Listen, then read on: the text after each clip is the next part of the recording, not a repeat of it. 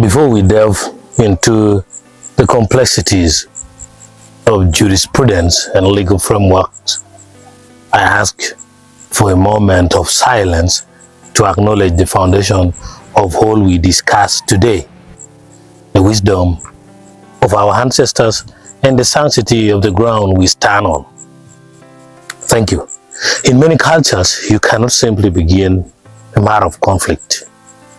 You must first acknowledge the spiritual realm. For justice is not just between men, but between men, their ancestors, and the land.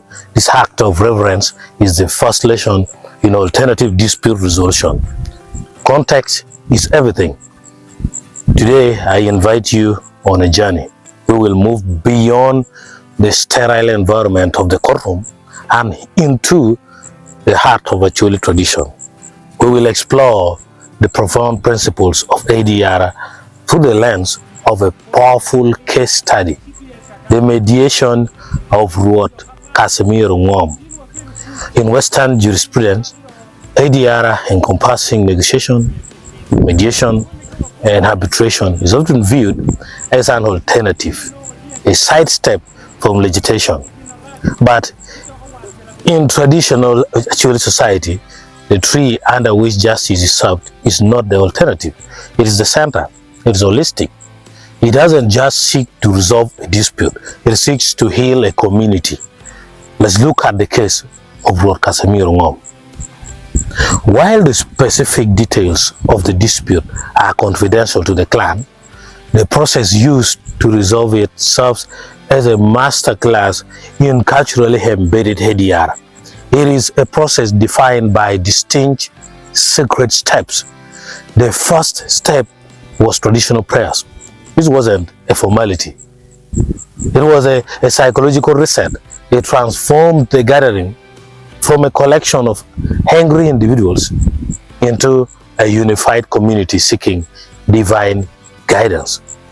Immediately following this was the establishment of the sitting arrangements, order, and rules.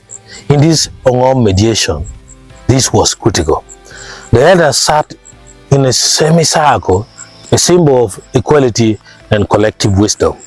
The disputing parties sat facing them, but also facing each other.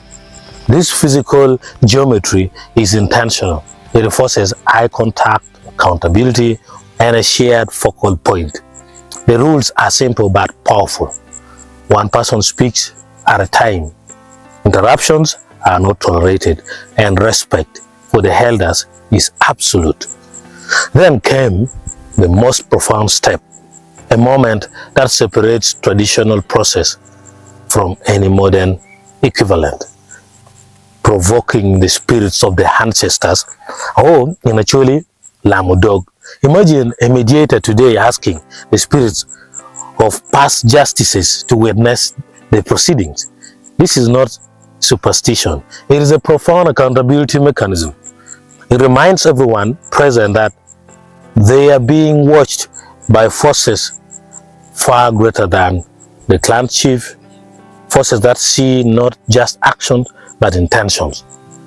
Following this was the taking of traditional oaths for truth-telling, that is Kwonge. In the Ngom case, before a single word of the dispute was spoken, each party drank from a sacred god, calling upon the ancestors to strike them or their lineage if they spoke falsely.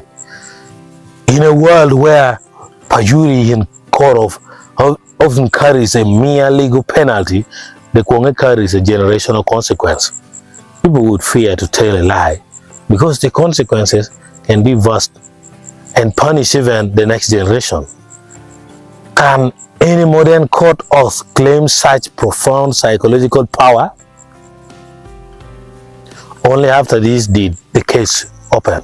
Both sides presented their grievances, but unlike the adversarial system which seeks to create a winner and a loser here, the presentation is merely the first brushstroke on a canvas.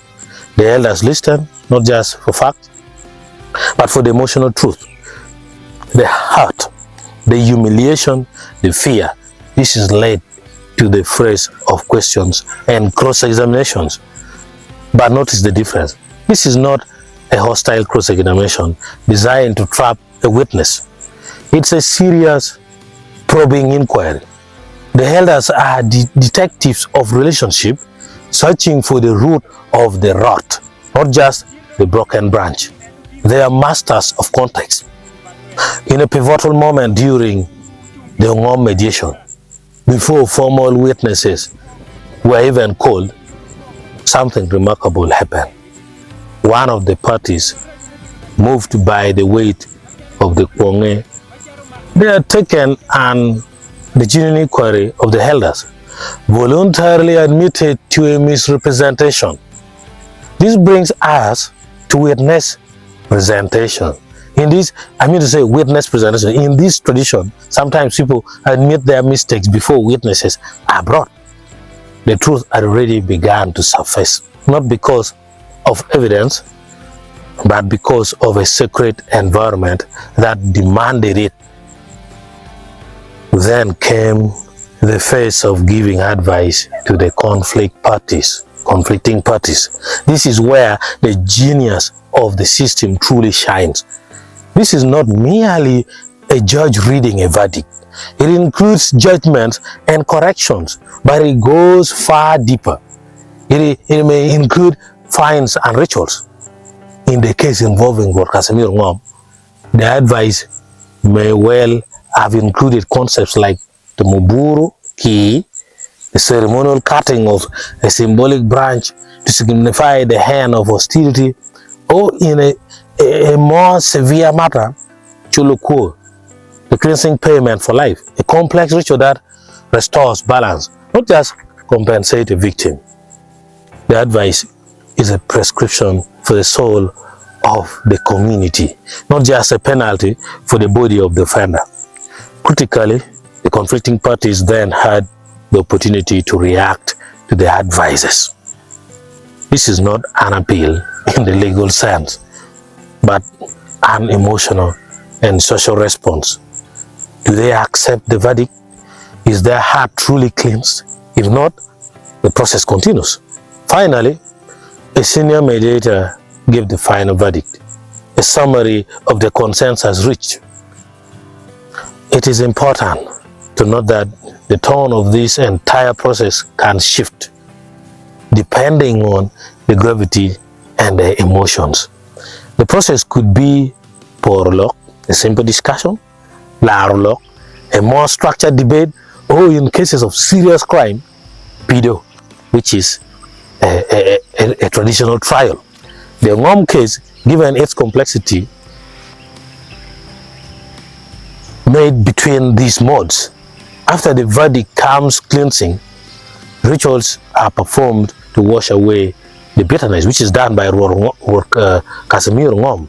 A shared meal is often taken, the parties are reintegrated, and finally, in a beautiful blend of tradition and modernity, a report of the resolution is sometimes taken to the police or court, depending on the root of the matter. This is record keeping, ensuring that the traditional process is recognized by the state, creating a bridge between two worlds. And Lord Ngom keeps the records, also the files at his home. Ladies and gentlemen, the case of Lord Ngom is more than a story about a dispute. It is a testament to the fact that justice is not a document, it's a living, breathing interaction. It reminds us that the most effective ADR is not about finding a compromise, but about finding a cure. It is about restoring harmony, not just settling scores. And in a world increasingly fractured by conflict, perhaps we need to spend less time in the courthouse and more time under the tree. I know some people will feel like the business will be reduced, but I'm sorry. Thank you.